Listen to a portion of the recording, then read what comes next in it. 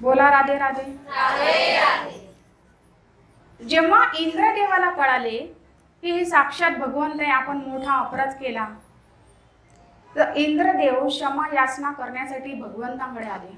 एक लक्षात घ्या, इंद्रदेवाने इतके अपराध केले ना, शास्त्रामध्ये भरपूर अपराध आहे, परंतु इंद्रदेवाचा एक मोठा गुण चांगला आहे, तो म्हणजे ते क्षमा मागतात आणि आपली चूक कबूल करतात। आपण तेवढंच करत नाही, आपणही चुका करतो, परंतु चूक आपण कबूल करत नाही। आपण आपली चूक कबूल करण्याचं सामर्थ्य आपल्यात पाहिजे। चुका करा, परंतु कबूल सुद्धा करता आलं पाहिजे।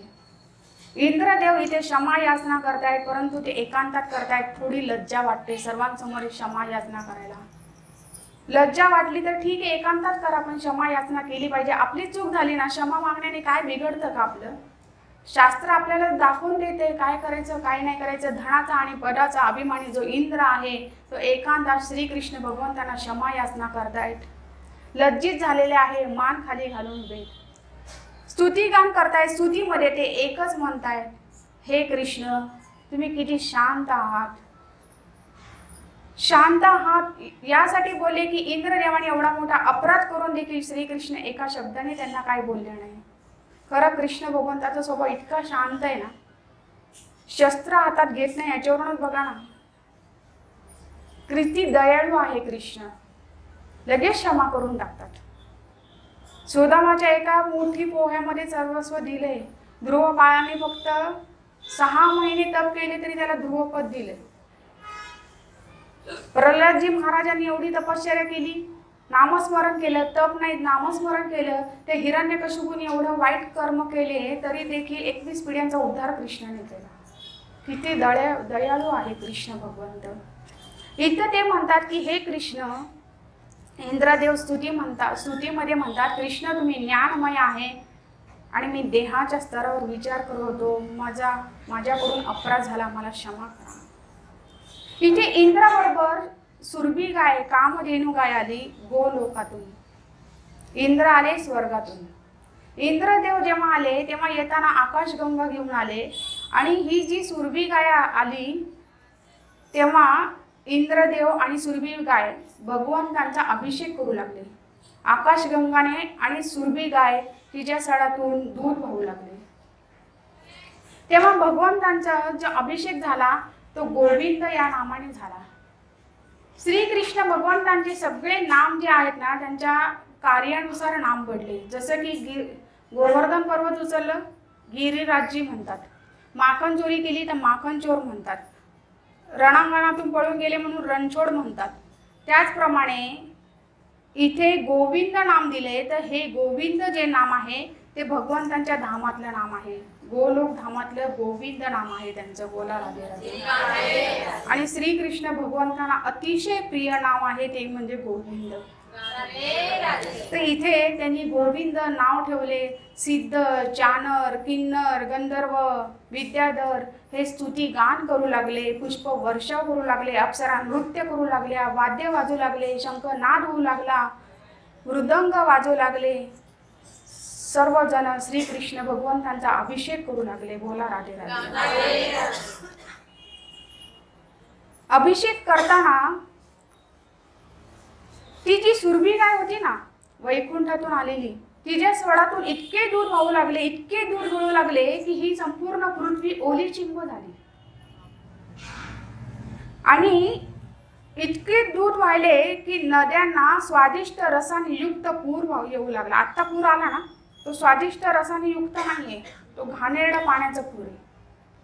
त्यावेळेला जो पूर आला तो स्वादिष्ट रसाने युक्त असा पूर आला नद्यांना, आणि सर्व वृक्षातून मधाच्या धारा वाहू लागल्या, आणि पर्वतामध्ये जेवढे रत्न लपले होते ना ते सगळे बाहेर दिसू लागले।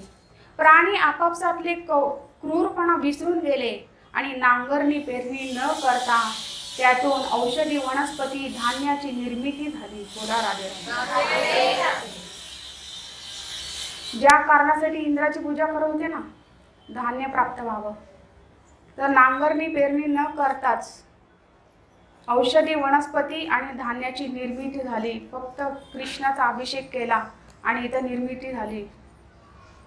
स्वादिष्ट रसांचं पूर आला, झाडातून मधाच्या धारा वाहू लागल्या, पर्वतातले नवरत्न बाहेर दिसू लागले, प्राणी आपापले क्रूरपणा विसरून गेले आणि हे सगळ्यांनी भगवंतांच्या गोविंद नामाने अभिषेक करून आपापल्या लोकात गेले.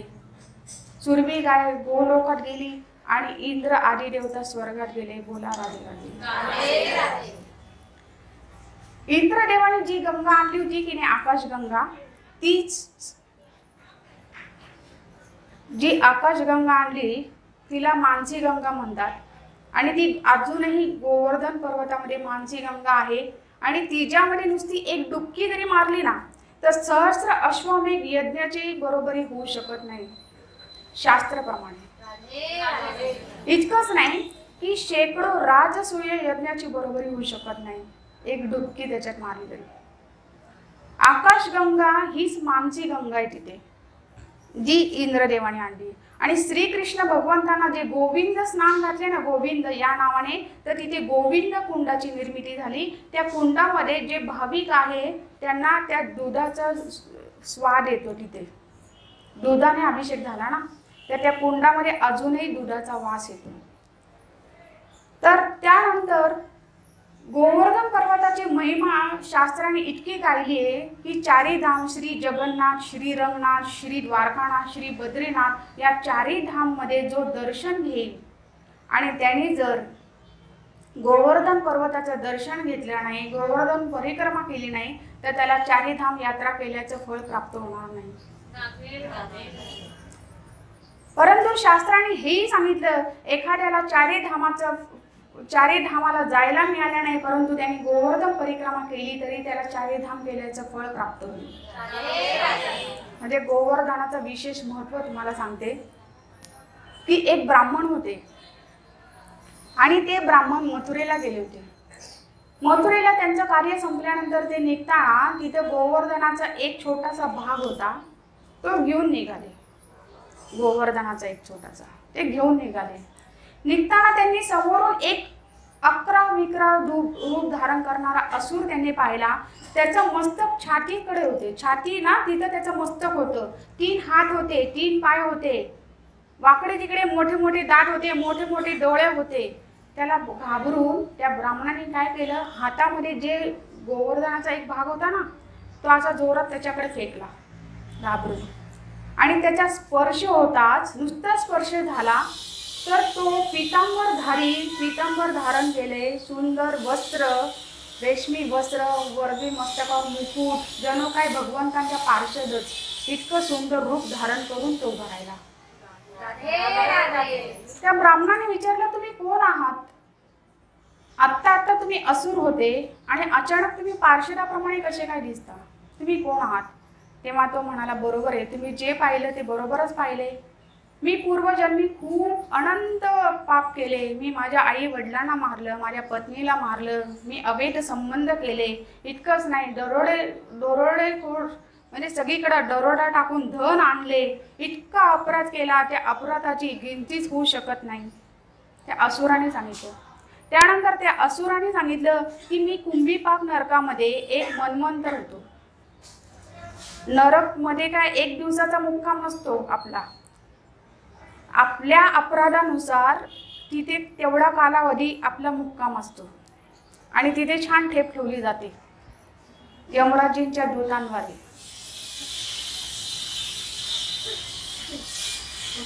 त्या असुराने जी सांगितलं की नाही, पाहुणचार चांगला करतात तिकडे.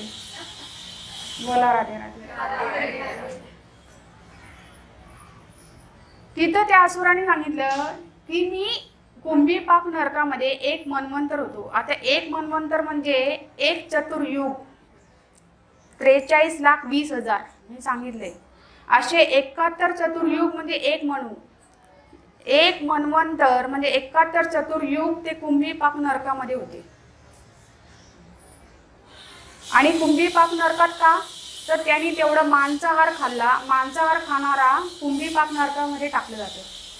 आणि तिथं उकळत्या तेलाची मोठी कढई असते, विशाल कढई असते, आणि त्या कढईमध्ये उकळत्या तेलामध्ये आपला जो स्थूल देह तर इथं सोडतो, सूक्ष्म देह, यातना देह दिला जातो आपल्याला तिथे, आणि तो त्याच्यात टाकला जातो. जितक्या वेळा इथल्या लोकांनी आनंद घेतलाय ना, तितक्या वेळा त्याच्यात टाकलं जातं. आणि किती वेळ होता तो कुंभीपाक नरकामध्ये? 71 चतुर्युग, म्हणजे 1 मन्वंतर. आणि त्याला तेवढे यातना झाल्या. यातना देह म्हणजे स्पेशल देह दिला जातो, यातना देह म्हणतात त्याला. आत्ता उकळत्या तेलात गोड घातल्यावर एवढे यातना नाही होणार, कारण हा यातना देह नाहीये. पण त्याच्यापेक्षा कितीतरी गुणा जास्त यातना होईल असं स्पेशल यातना देह तिथं दिला जातो. जसं आपल्याकडे बघा, थंडीमध्ये घालायचा स्वेटर वेगळा असतो, पावसाचा रेनकोट वेगळा असतो, हे की नाही? तसं पृथ्वीवर पाठवण्याचा देह वेगळा असतो, नरकात पाठवण्याचा देह वेगळा असतो.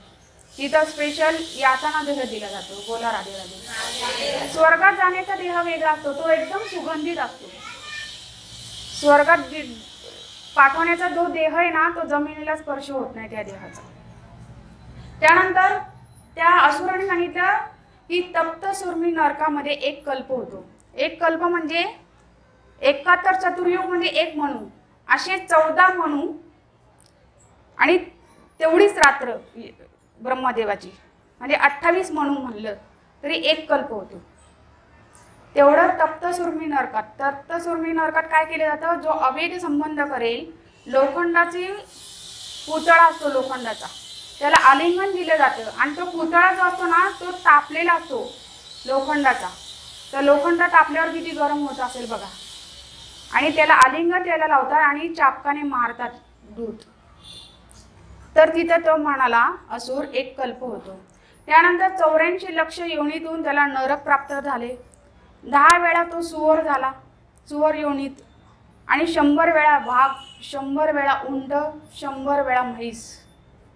त्यानंतर 1000 वेळा सर्प योनीत त्याला जावे लागले. आणि इतकं भोगल्यानंतर तो असुर योनीत आला, आणि नुसतं गोवर्धनाचा एका भागाचा त्याला स्पर्श झाला, तो भगवंतांचा पार्षद झाला. हे एवढं बोलुस्तपर्यंत गोलोक धामातून रथ आले. आणि इतकं विशाल रथ होतं की त्याला 10,000 घोडे होते, आणि लाखो पार्षद तिथे होते. आणि त्याला घेऊन गेले, आणि त्या ब्राह्मण देवतांनी त्याला प्रदक्षिणा घातल्या त्या पार्षदाला, आणि त्या रथाला प्रणाम केला. आणि तो जो असुर होता, जो पार्षद उभा झाला, तो धामात गेला भगवंतांच्या. बोला राधे. विचार करा, नुसतं चुकून स्पर्श झाला तरी त्याचा एवढा उद्धार होऊ शकतो. मग ज्याने गोवर्धन परिक्रमा केली त्याचं काय होईल? फक्त परिक्रमा करताना आपल्याकडनं अपराध होईल तर तेवढीच मोठी शिक्षा आहे. आलं का लक्षात? अपराध होता कामा नये. आणि एक सांगितले शास्त्रांनी की गोवर्धन परिक्रमा करताना, गोवर्धनाचे परिक्रमा करताना ते भाग असतो ना, ते घरी आणायचा नाही. घरी आणलं तर नरक यात नाही त्याला. आणि त्यांनी सांगितलं जर घरी आणायचं असेल तर तेवढ्याच वजनाचं सोनं त्याच्यात टाकायचं, तरच तुम्ही आणू शकता. म्हणजे भगवंतांचं अंग आहे ते, त्यातला एक भाग तुम्ही घरी आणणार म्हणजे किती मोठा अपराध होणार. तर शास्त्रामध्ये वर्णन आहे, शास्त्रप्रमाण आहे. शास्त्रामध्ये सांगितले गोवर्धन पर्वताचा भाग आपण घरी आणू शकत नाही, आणि आणायचं असेल तर तेवढ्या वजनाचं सोनं टाकायचं. बोला राधे राधे. शास्त्रामध्ये सांगितलं जो कोणी गोवर्धनाची परिक्रमा करेल त्याला यमराजींचे दर्शन होत नाही. त्यानंतर केदार तीर्थामध्ये 5000 वर्ष राहून तपश्चर्या केल्यानंतर जेवढं फळ प्राप्त होतं त्या फळाची बरोबरी एका परिक्रमाशी होऊ शकत नाही. 1 करोड गाय दान दिल्यानंतर जेवढं फळ प्राप्त होतं तेवढ्या फळाचं गोवर्धन परिक्रमाची बरोबरी होऊ शकत नाही. त्याच्यापेक्षा लाख गुणा फळ गोवर्धन परिक्रमाने मिळतं. त्यानंतर संपूर्ण पृथ्वीची यात्रा जर केली, संपूर्ण पृथ्वीची प्रदक्षिणा केल्यानंतर जेवढं फळ प्राप्त होईल त्याच्यापेक्षा कोटी गुणा फळ गोवर्धन परिक्रमा केल्यावर प्राप्त होतं. त्यानंतर शास्त्रामध्ये सांगितलं पुष्कर, प्रयाग, काशी, नैमिषारण्य, अयोध्या, मथुरा अशा ठिकाणी दान करणे, तप करणे, स्नान करणे, जप करणे, पूजन करणे या सर्वाचं फळ कोटी गुणा मिळतं, तेवढंच फळ गोवर्धन परिक्रमाच्या एका परिक्रमामध्ये फळ प्राप्त होतं. बोला राधे राधे. म्हणून चारी धाम झाली आणि गोवर्धन परिक्रमा झाली नाही तर चारी धाम केल्याचं फळ प्राप्त होत नाही. त्यापेक्षा एक गोवर्धन परिक्रमा केली तरी चारी धामाचं फळ प्राप्त होतं. बोला राधे राधे.